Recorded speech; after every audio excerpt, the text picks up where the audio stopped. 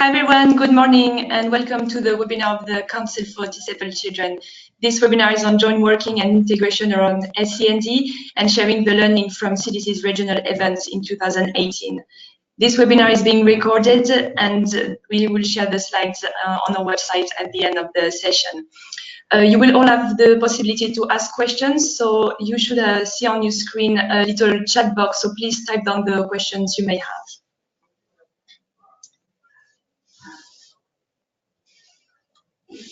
In terms of the agenda today, we will start with our presentation on joint working for quality improvement and integration around SEND, followed by two presentations of good practice. The first one being presented by Sally Murray and Barry Stormont on the Emotional Health Academy, followed by a presentation from Ronald C. Sodia on developing an outcomes framework for children and young people in Bedford.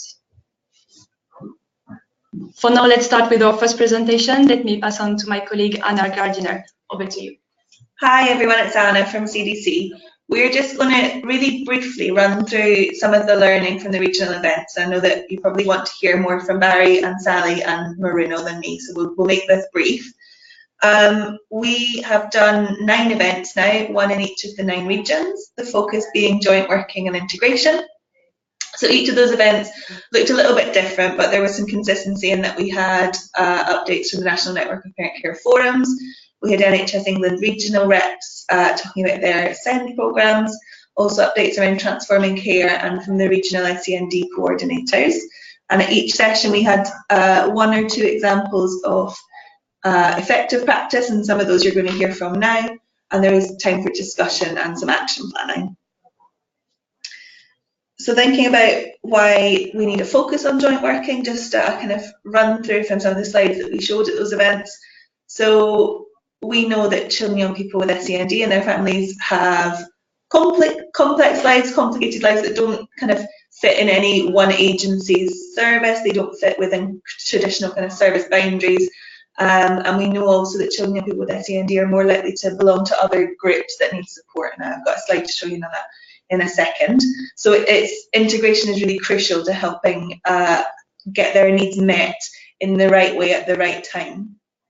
There's also a policy context around joint working. So the Children and Families Act mandates joint commissioning. We also now have the NHS long-term plan and all of the changes that brings. But all of these directives have one kind of key thing in common, and that's around joint working and at local area level integrating services and integrating design and planning of services.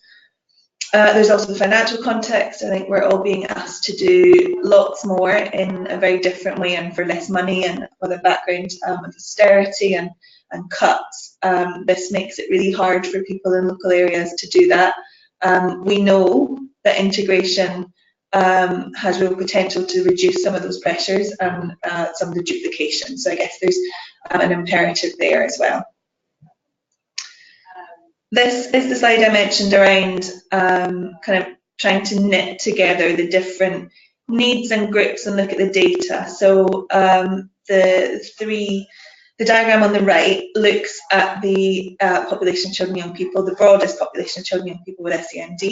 Also thinking about children who are looked after and young offenders. As you can see, there's kind of significant crossover among these 3 groups. To the left of that, the different kind of programs, the different groups, the different needs that children and young people who need support fit into, and there's no kind of neat way to do that. Children often touch on different programs, different needs. The next slide is the figures and where we find that data. So we'll send you the slides if you want to kind of explore that a bit more. All of the links and sources for that data are in there. So what have we learned that's working well? I think nothing surprising. We know that early intervention and the graduated approach to supporting children and young people works. So we're going to hear more about the Emotional Health Academy in West Berkshire. We also, at some of the other regional events, we heard from some examples of support starting in the early years, particularly in Northamptonshire have a specialist SEND support service that works from the earliest years. There's also something around sharing resources and expertise locally. So we heard, and actually we did a webinar earlier in the year with the Therapies in Schools programme in West Sussex, so we can send you the link to hear more about that. But that's sort of building skills and knowledge in universal settings, and specialist practitioners working more closely with their universal service colleagues to share some of their learning, and I guess just bring support to children and young people where they are. There's a lot of discussion, and Maruno's going to talk more about Bedford's approach to shared outcomes, but shared outcomes and a shared kind of strategy and a shared vision across the local area. So not just a vision that's owned by a local authority or a CCG, but one that very much sits across the local area. Hertfordshire done some really great work around their outcome bees too, and we know actually that shared vision and those shared outcomes are crucial to getting all services on board and really understanding what it is that they're trying to achieve for children and young people. Meaningful co-production and participation of children and young people and their families. That's a really obvious one, but I think one that we shouldn't, that we need to mention consistently. So St Helens did an amazing piece of co-production work with their parent forums on their neurodevelopmental pathway, and we're developing a resource on that, which will be up on our website at the end of March. Also some really good work with the Rotherham Charter. And we heard from a couple of really good examples of young people really kind of shaping services and designing services in co-production with agencies. Suffolk was a good example of that. A few things, I guess, that came up over the last year at those regional events that we want to explore a bit more in the coming years. There's links with the youth justice system, and you saw on the slides previously, we know that many young offenders have needs often unmet or unrecognised. Inclusion and by default exclusion is a big topic that we think shouldn't go anywhere, and we think will be a focus of our work going forward. And also thinking about the Transforming Care programme, lots of discussion through events that we've held around identifying and supporting young people, children, young people who have autism only and no learning disability, and what does that support look like, and how do we know who those young people are and how best to support them. So some things that we're thinking about how we might support local areas, to think about those in the next year. A bit more of the national picture, so what's coming up. The SEND Leadership Board is due to meet the first time soon. So a recommendation came out of Christine Lenahan's review, which was that there needs to be a cross-departmental, cross-government leadership board looking at SEND. Also the NHS long-term plan, I've already mentioned that. We've got a briefing that we can share actually just on what that says about children and young people. It says a lot about children and young people, which we really welcome. There's some more work to understand how some of the recommendations are implemented and made a reality, but there's talk of a key worker role for children and young people with learning disabilities. Lots in there around expanded mental health services and support. Lots around workforce support and development for learning disability and autism.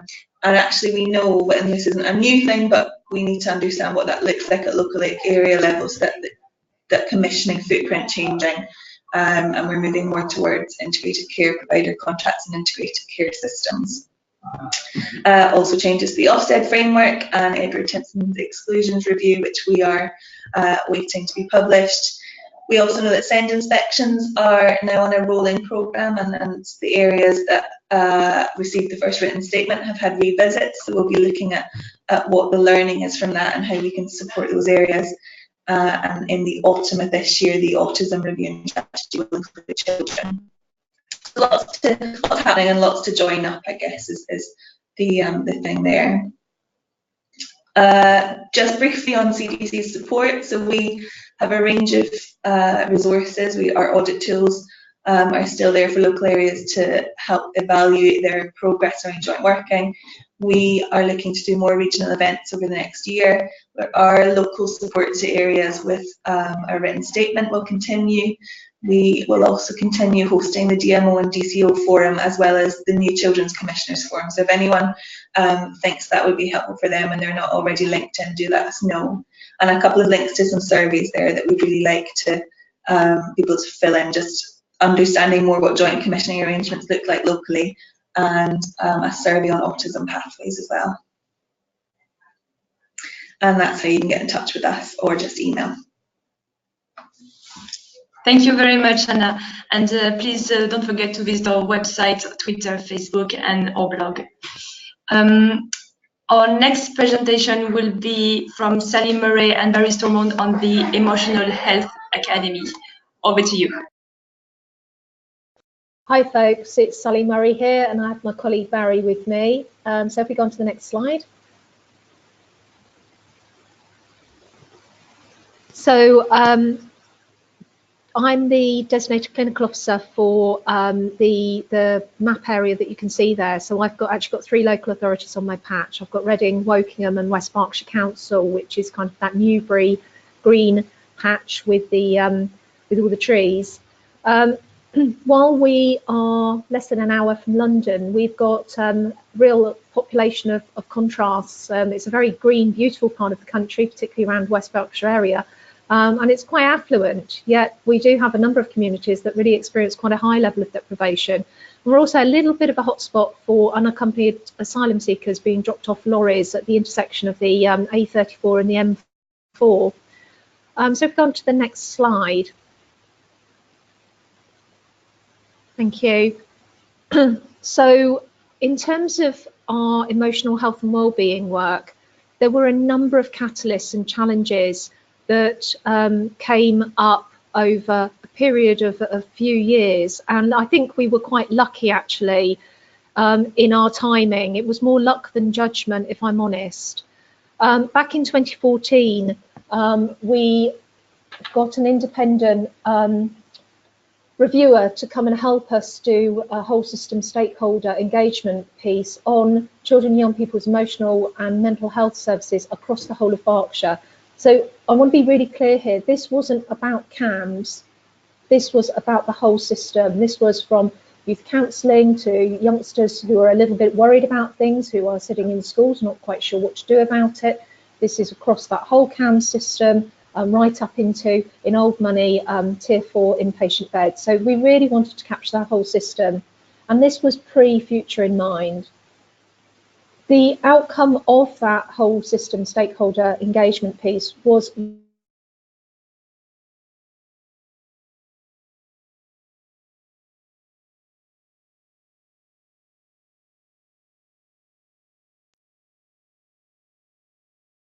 very clear that they wanted earlier support, they wanted self-help tools, they wanted whole school support as well as individual help when required. They wanted to only tell their story once.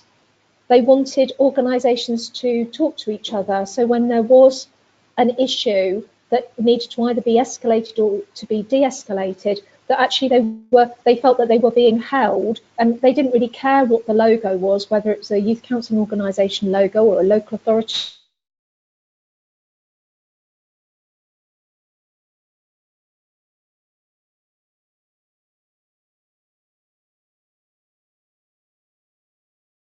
Because Future in Mind was published, and there were no surprises whatsoever in that document. We could have written that Future in Mind document, and that was a real mandate to transform.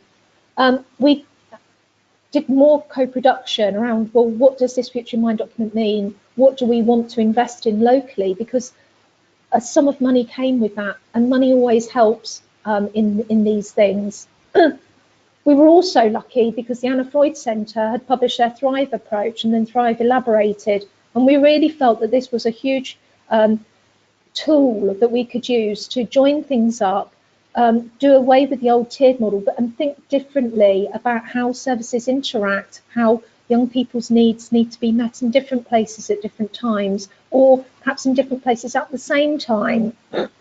So we could have a youngster who is in a crisis place and needs some risk support, but also needs to be getting help at the same time and getting advice through school. So, you know, youngsters could appear at different places and have needs that need to be met. And we really pushed outcomes, outcomes, outcomes, and more co-production.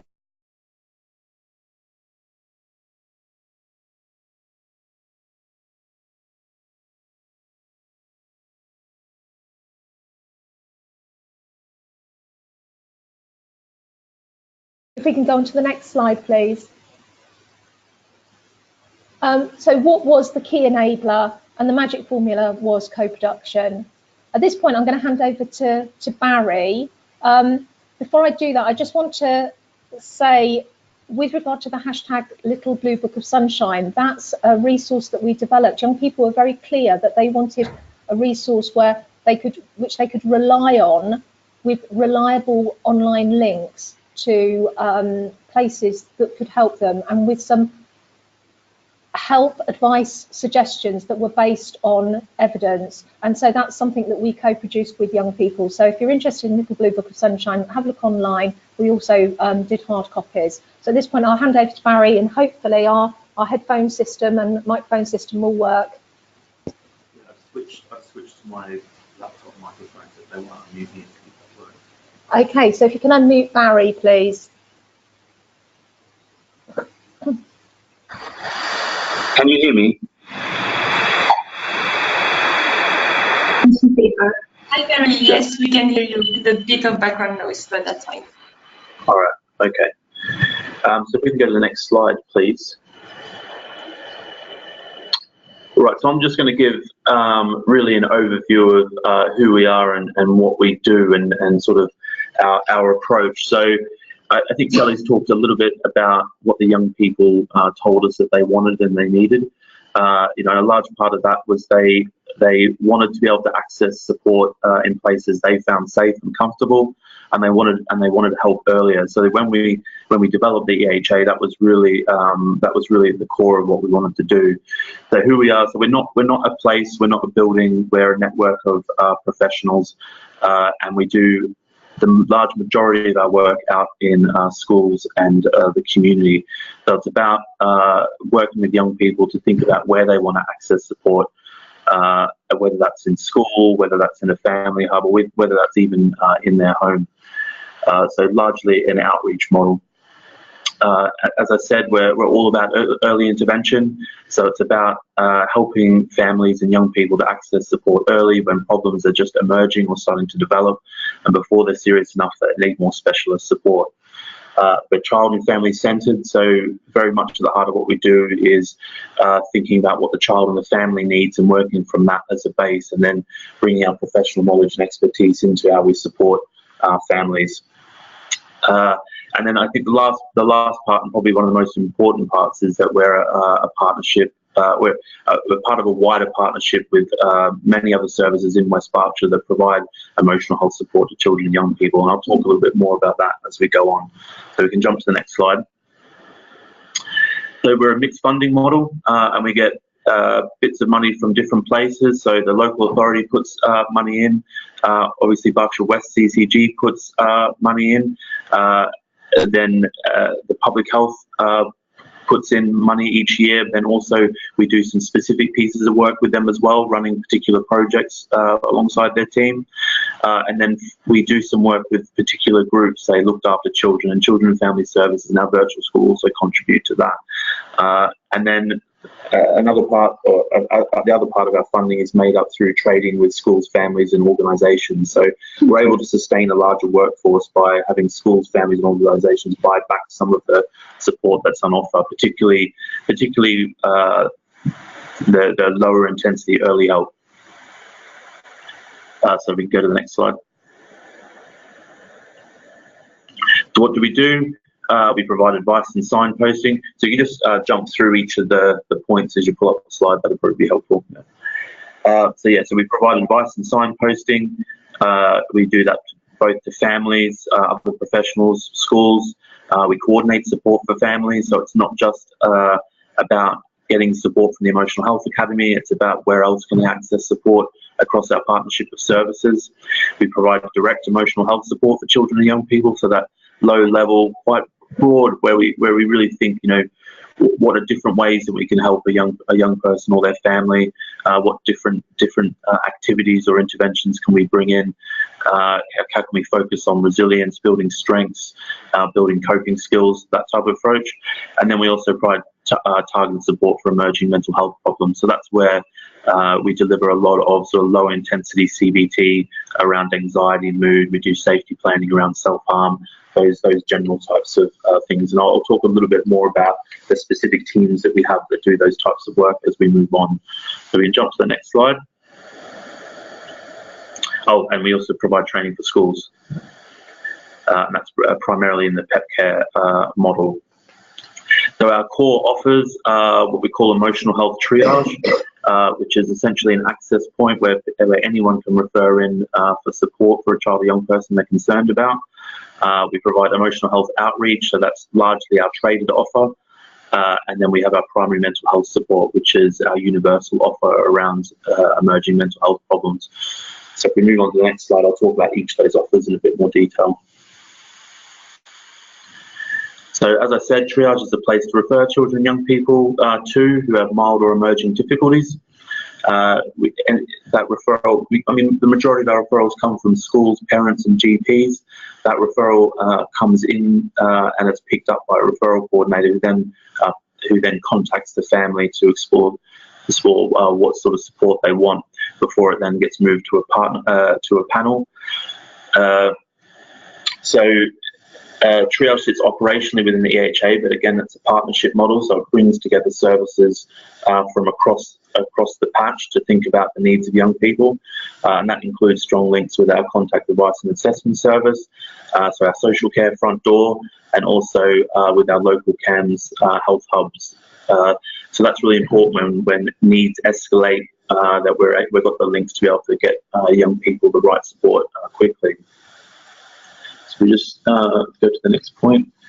So yes, as I said, so if the referral coordinator can't immediately signpost a family to a support option, then a referral comes through to a panel and we meet each Tuesday for about 2 hours, and we have clinical representatives from different services, and we talk about those more complex cases and think about, well, what does this young person need? What does the family need?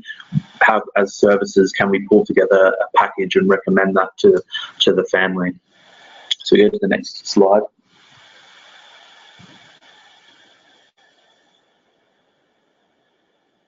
So I've already sort of discussed most of that. So so obviously after we notify the family, we then give them an opportunity to access those supports, and then we come back into about 10 weeks time and have a conversation with the family and say, what we recommended, was it helpful? Is there additional needs you need support with, or do we not quite get it right? Do we have to rethink what might be helpful? And so that's really useful to sort of close the loop, so we're not just signposting families and then just hoping that they go and access the support. So we go to the next slide, please. So around that, who sits around that panel?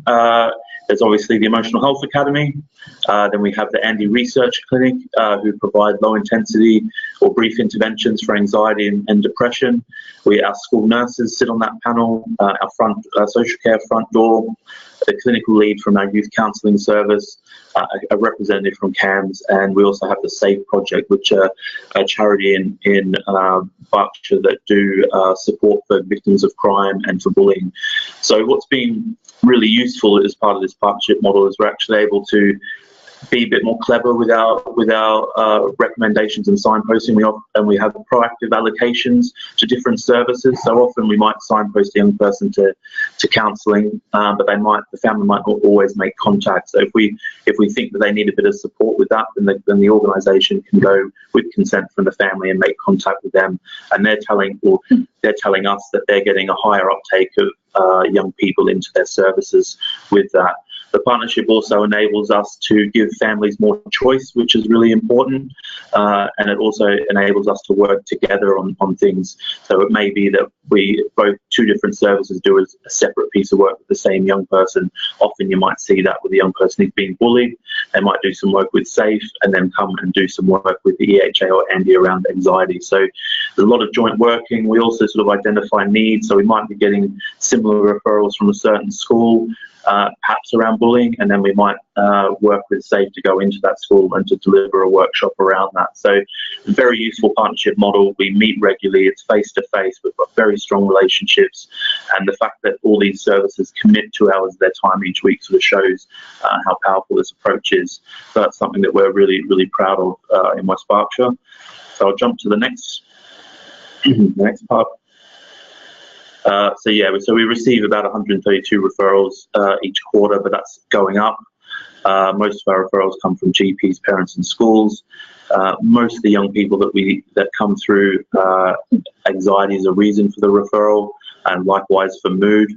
And then about 10% have a diagnosis of autism, and about a further 10% are awaiting an autism assessment. So that gives you a bit of a snapshot of the local need that we have. And I would say sort of close behind anxiety and mood is behaviours that challenge the people around the child. So if we go to the next slide, please. So we have 4 emotional health workers. We sort of designed this role, and they're all people who have come through a psychology undergraduate and have had about a minimum of 2 years experience working in different areas of children and young people's emotional and mental health. They've got a variety of different skill sets, but they're all sort of trained to deliver brief sort of early interventions, and both individual and group. The majority of their time is brought back by schools. They're going into primary schools and secondary schools each week to deliver work, and then parents are also able to access that support as well. As I said, they deliver low-intensity emotional health interventions. They also offer classroom-based well-being resilience interventions, and they're also trained to run the pet care training and restorative practice interventions with schools as well. So it's not just about working with the children and young people, it's about working with the families and working with the whole school. So if we go to the next slide, please. So then we have a team of primary mental health workers, and these primary mental health workers supervise the emotional health workers, and they're commissioned to provide targeted interventions for emerging mental health problems. And so then they receive supervision from a CAMS practitioner, so we've got that expertise to support their work. And so so they're delivering much more targeted interventions for young people who if they don't get support, may end up needing a specialist CAMS service. So if we go to the next slide, I'll talk a bit more about the different primary mental health workers that we have. So we have 2 that provide support for common difficulties such as anxiety, low mood and self-harm. So they're doing a lot of assessments, a lot of individual work, and they also run some parenting programs for primary school age children who have got anxiety or who have ASD and anxiety. Then we have a mental health worker who works across our what we call our I College, or our pupil referral unit. So there's 4 schools that they cover. And they provide a very systemic whole school approach that mixes training, advice and consultation, direct support in the moment in the school, as well as individual and group work with the young people. And they see that in a year they might see the entire cohort that goes, or most of the cohort that goes through those schools, either through groups or individual support. And so that's something we think is quite unique, and that school gets quite a lot of support, which gets really good outcomes for the young people there, who are often presenting with quite complex needs. And as Sally said before, many of them have accessed risk and specialist support, have had previous CAMS support or currently accessing that. So that worker works alongside CAMS in a number of cases, supporting some of the plans and interventions that are happening there, and filter and having that connect up to what's happening in the school and in the home. So that's something unique there. And then we have our LAC mental health worker. So they work specifically with looked after children, and they provide assessment, consultation and treatment to children in care, and they provide a lot of consultation support to the social work teams. And so they work with probably a smaller caseload, but supporting young people sort of over longer periods of time as well. As we know that looked after children can go, bounce up and down depending on what's happening in their life. So that's another approach that we're really proud of there. If you go to the next slide, please.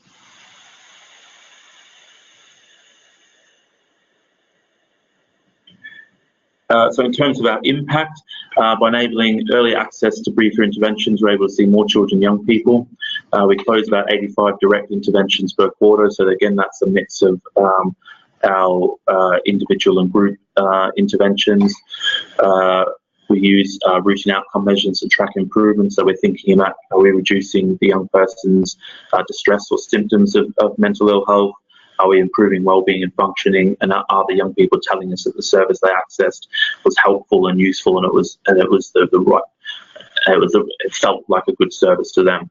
And so generally about 85% of the children who receive support report an improvement, and about 1 in 10 children we step up into additional CAM support, either because a brief intervention hasn't been effective, which happens, or perhaps they need to access some sort of assessment around ASD or ADHD, or there's maybe wider family issues that a specialist CAM service could provide support with.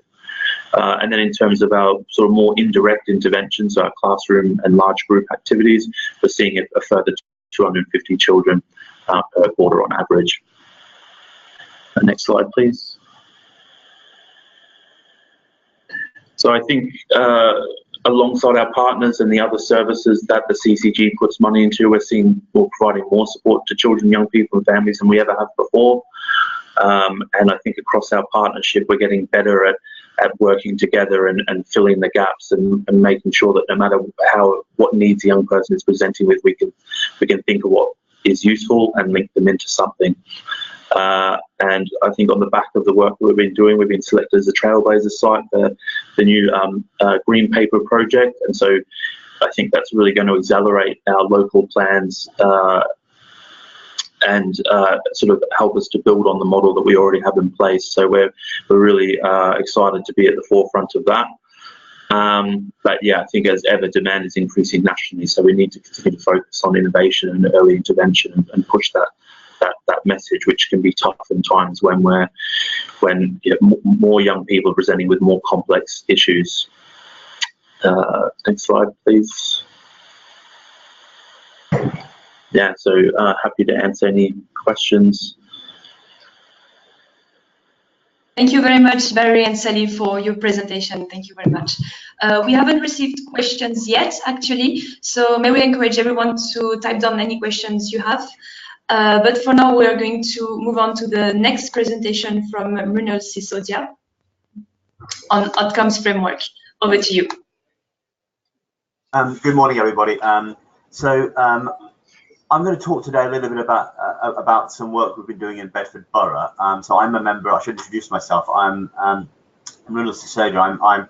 I'm one of the steering group for Bedford Borough Parent Carer Forum. I'm also part of the national network of Parent Carer Forums. I'm one of the co-chairs there. But today I'm speaking to you with my Bedford Borough Parent Carer Forum hat on. So I'm primarily a dad, but also very active in the Parent Carer Forum movement. Next slide, please. So I'm going to talk to you. I'm going to take you through 5 steps today, five stages. First, to give you a little bit of context about where this work came from, and then sort of describe to you what we mean by an outcomes framework, because it can sound very jargony, but actually we think it's very simple, and we try to keep it very simple and very practical that families can understand. Then we're going to talk a little bit about, I'm going to talk a little bit about how we went about exploring and understanding what an outcomes framework meant to families of children with special educational needs in Bedford Borough.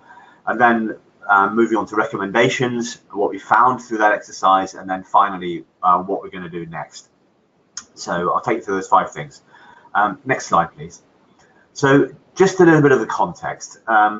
So Bedford Borough had its local area inspection, SEND inspection, in February last year. So we're a year on, and there were 5 areas that the inspectors found that we needed to improve on, where the local area received a written statement of action. Now, one of those 5 areas is the first one, and I'll speak to that if I may. Was that there were no coordinated priorities, strategies or accountabilities between the services to ensure that joint commissioning is undertaken effectively. Now, that's almost essentially we're falling at the first hurdle there, that if you don't have a common view of what is required, of what's important, where what your objectives are, you aren't going to be able to effectively joint commission and effectively jointly work towards those common goals. So if you don't know where you're headed, you're not going to get there. It's very, very simple. Now, this was something that we as a local area were aware of, and we were moving towards. And I think that we as the Parent Carer Forum were very pleased with the local area inspection, because it highlighted a lot of the areas that we had concerns about, and also, frankly, the local area inspection gave the local area a bit of a shot in the arm, an injection of urgency around addressing some of these points. Next slide, please. So when we started talking about creating an outcomes framework. And what do we mean by outcomes? Well, we actually built upon some work that had been done by Hertfordshire. So Hertfordshire have this idea of their 6 Bs. I think you can find it on some Hertfordshire's websites. And the idea is that these are B statements around what families want. And we looked at the Hertfordshire Bs. We thought it was a brilliant idea, and we built upon them. We actually working with our families settled on 5 Bs rather than the 6 Bs that Hertfordshire have. And there's no surprise here that actually children and young people with SEND and their families want pretty much the same things as everybody else does. They want to be happy, they want to be healthy, they want to be ambitious for themselves, they want to be independent, and they want to be heard. And we settled upon this idea that if we felt that our families could say that they were achieving these 5 statements, these things, that was actually a pretty good start. Now, these are pretty high level, they're pretty ephemeral statements. So what does be happy mean? What does be healthy mean? And that's really where the outcomes framework comes in. So next slide, please. So an outcomes framework, for those of you who like the sort of management talk, is essentially a very simple logic model. So it starts with the outcomes that people want.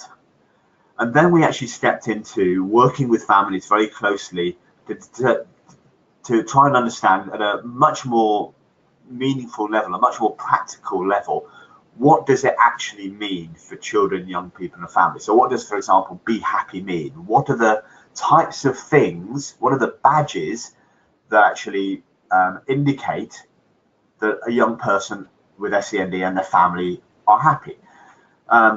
Then we stepped into, well, then what does that mean for the services we need to deliver? If this is what it means to be happy, if these are the things that families understand, or the badges that families have when they say they are happy, what support services are needed to help deliver this for families? And then very lastly, how do we actually then track and measure this? How do we actually deliver the effectiveness of these services in delivering the outcomes? So that's a very simple logic model, and that's what we use. Our outcomes framework. So here are some examples, from some very simple examples. So the outcome, taking the outcome, be independent.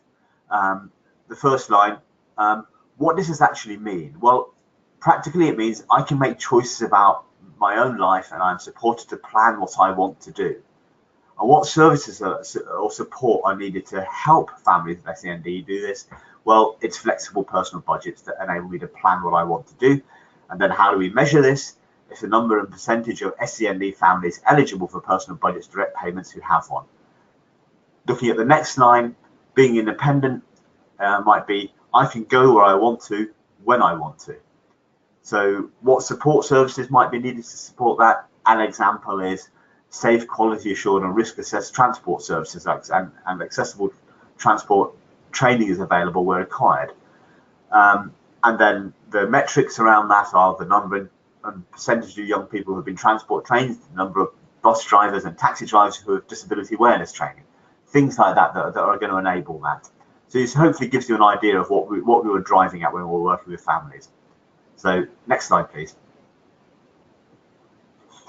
So we ran some workshops, and we very simply asked families what it meant to them to be happy, to be independent, to be ambitious, to be healthy, and to be heard.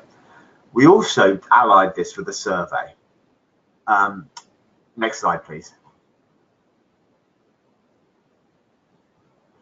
we did a survey to try and benchmark where we thought families were, and we based this survey on the United Nations Convention on the Rights of the Child. We did this because the rights of the child are the rights of the child, regardless of where that child lives or whether they have a special educational need or otherwise. We didn't include all of the articles in the convention simply because some of them are hopefully not relevant to our circumstances, for example, child labour and child soldiers. But essentially the idea is that these are fundamental rights that every young person should have. So moving on.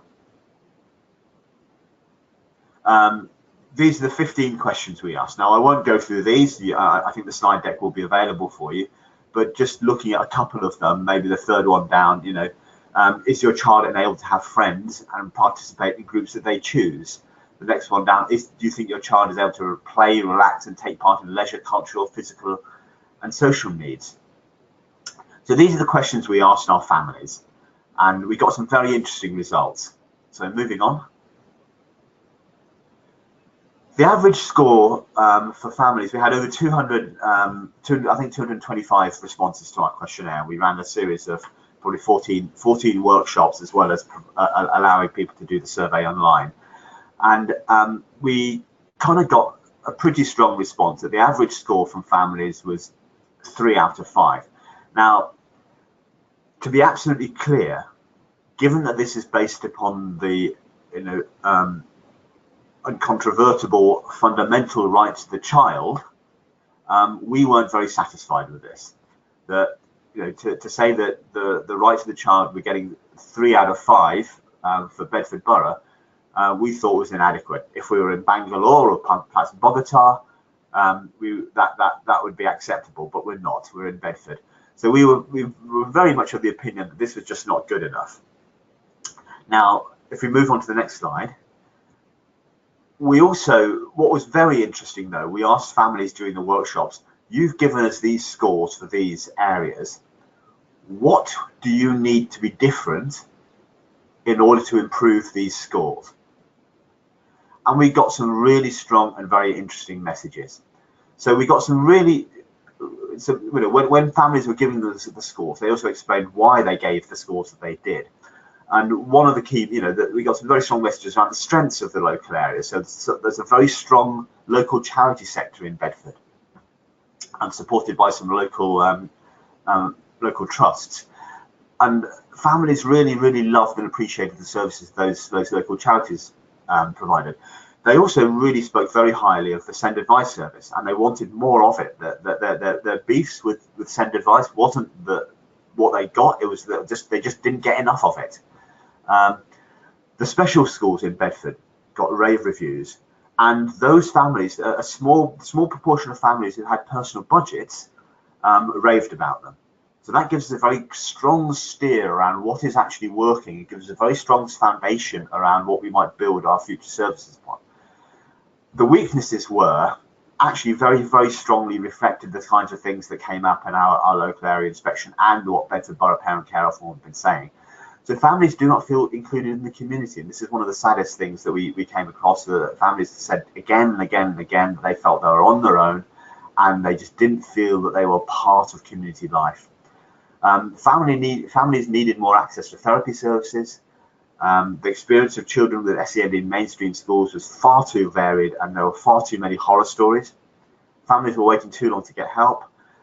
Families wanted more information and support, and families didn't feel they were being heard. And these were very reflective of the scores that we got. That the lowest scores that in our survey were around those questions that were around being happy and around being heard. So what do we do with this? Next slide, please. We worked with Bedford Borough and the CCG, the council and the CCG, to work through these findings, what the survey results, and the literally hundreds and hundreds of comments that we had, to come up with 16 recommendations around what we needed to do differently. And the heart of it came down to the three things that would really move the ball, that would really improve the lives of the families that we'd spoken to, were making more mainstream schools more inclusive,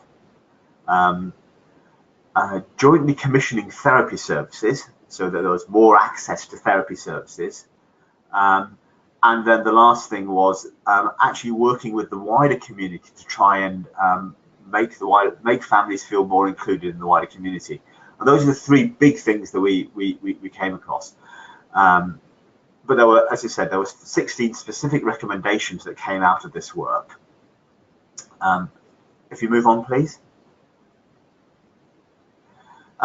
So what are we doing with this? So we've got a report now. This is pretty much hot off the presses. The report was finalised in late January, and we are in the process of sharing this with all the key decision-making bodies in the local area. So that's the SEND Implementation Board, which is the multi-agency board that oversees the response to the written statement of action and the implementation of the Children and Families Act in Bedford Borough, the local Health and Wellbeing Board, and the council's Children's Overview and Scrutiny Committee. So we're going and talking to these groups, these boards, these decision-making boards, about our findings and what needs to be done. Because the recommendations were co-produced, they weren't posited by the Parent Care Reform, but the recommendations were worked up by the Parent Care Reform, the council, and by the CCG together. They are incorporated into the written statement of action plan and the local area SEND strategy. So it's not that these are a separate set of recommendations. They're going to be baked into the work plan for the local area that is being tracked and being reported back to the Department for Education and NHS England through the tracking and monitoring that comes with the written statement of action. And the proof of the pudding will be that we intend to conduct the survey again in a year's time to see what difference it's made to the lives of children and young people with SEND. And that's going to give us a very, very hard and fast idea of whether things are improving or otherwise. And I think that I'm sure we'll come back and let you know how it goes. Thank you. Thank you very much, Ronald. Thank you very much for your presentation and example of good practice or what's happening in Bedford. We're going to move on to the question session. So please type down any questions you may have. So far we have one for Barry and Sally. The question is, was the Berkshire project jointly funded from the agency listed or a pooled budget? Okay, it's Sally here. So from a CCB perspective, sorry, I've got such horrible echo on this. So from a CCB perspective, we allocated a sum of money to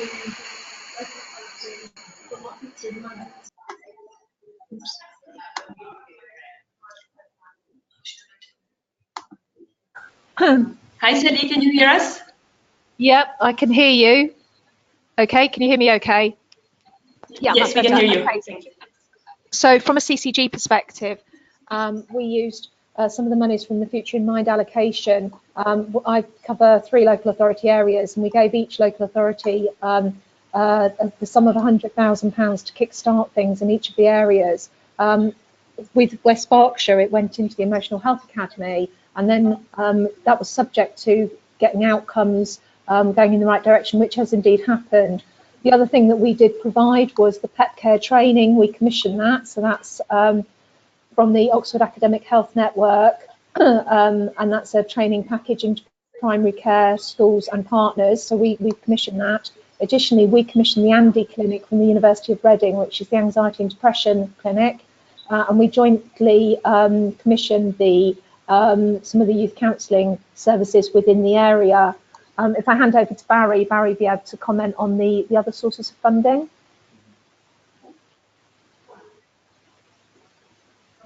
Yeah. So we have, so as I sort of said in the presentation, we have a variety. So we have the CCG money, the local authority contributes as well. Some of that has been through the Turnaround Families program.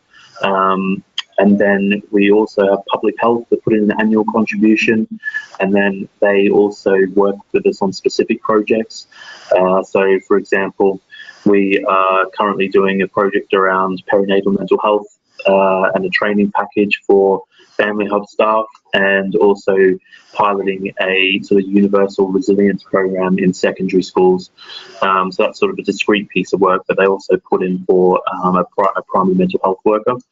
And then we have our virtual schools looked after children and children and family services both contribute to a primary mental health worker post to work specifically with their cohort of young people. And then we have schools buying into the service. So the pupil referral units buy back a full-time primary mental health worker, and then we have a number of schools that buy back time from our emotional health workers, and that all sort of is put together to create our service.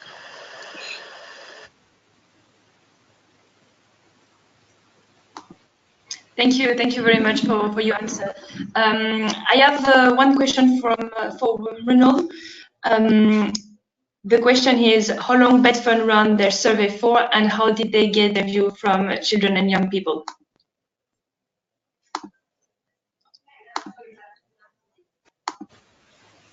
Hi, yeah. So the survey actually ran over a period of about I think it was 10 weeks or so. So it started, the first workshops were in October of last year, and the last ones concluded in early December. So I think the actual workshops ran over a period of 10 weeks, and it was a very intensive piece of work, and we went across the whole of the geographic region to try and make sure that we try to. It was easy for parents and carers to come and attend. We also, as I said, made the survey available online. We, as the Parent Carer Forum, didn't do the work with children and young people, because we're very mindful of the fact that children and young people say quite different things when their parents are in the room. So that was work that was done by I think the council's engagement team, and I think they ran a couple of workshops where they got the views of children and young people and wrote them up.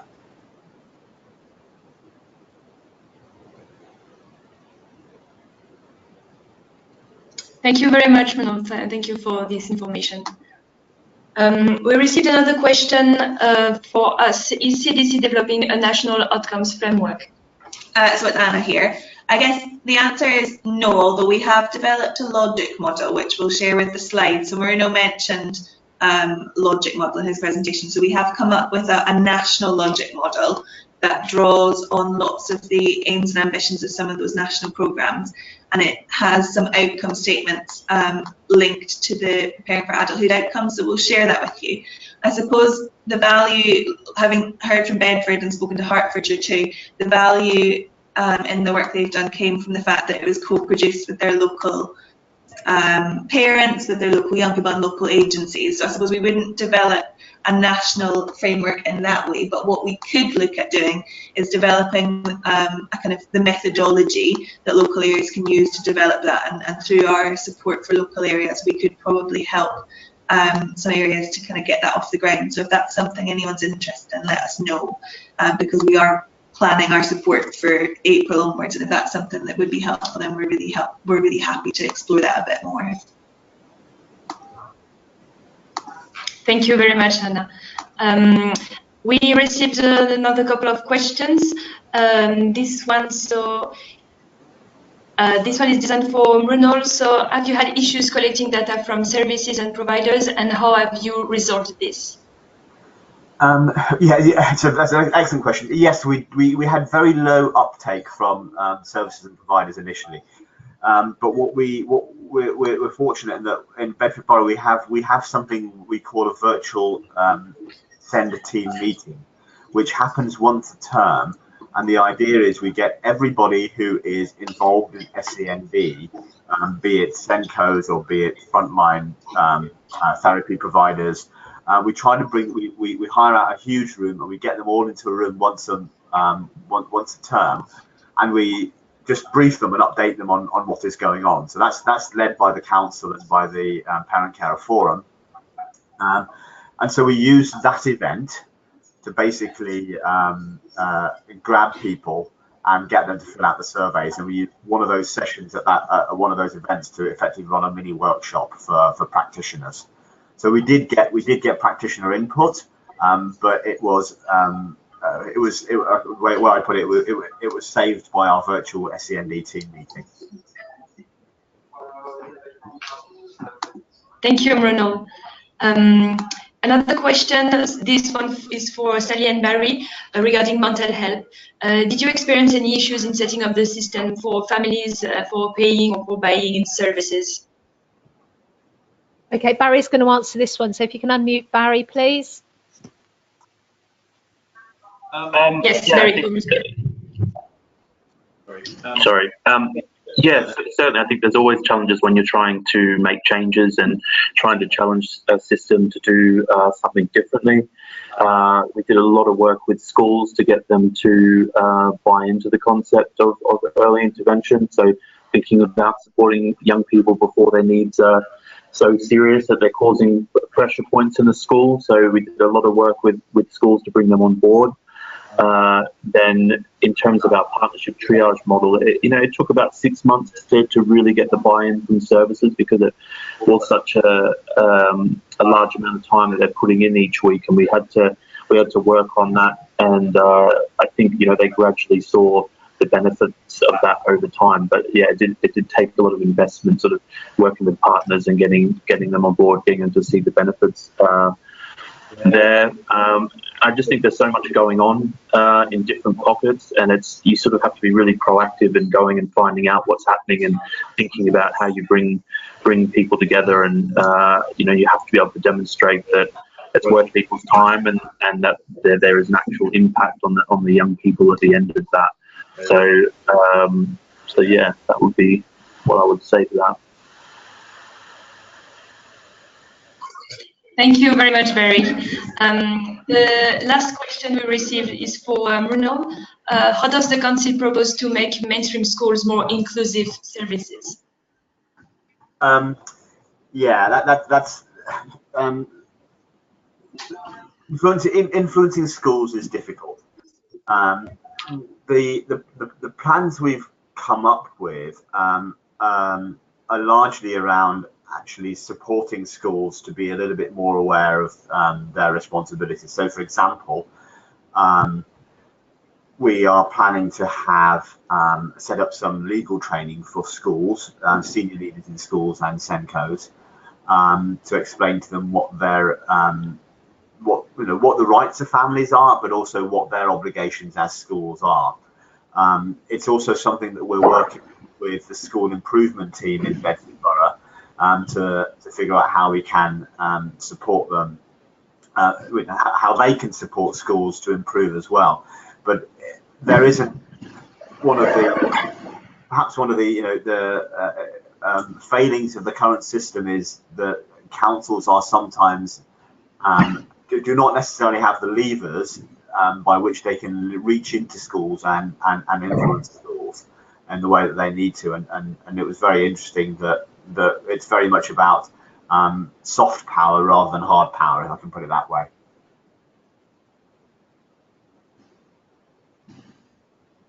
Thank you very much, Ronald. Thank you for the response.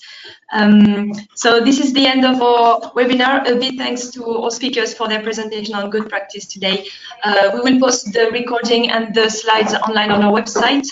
And if you have any question or want to follow up on the presentation, please email cdcwebinar@ncb.org.uk. So thank you very much and enjoy the rest of your day.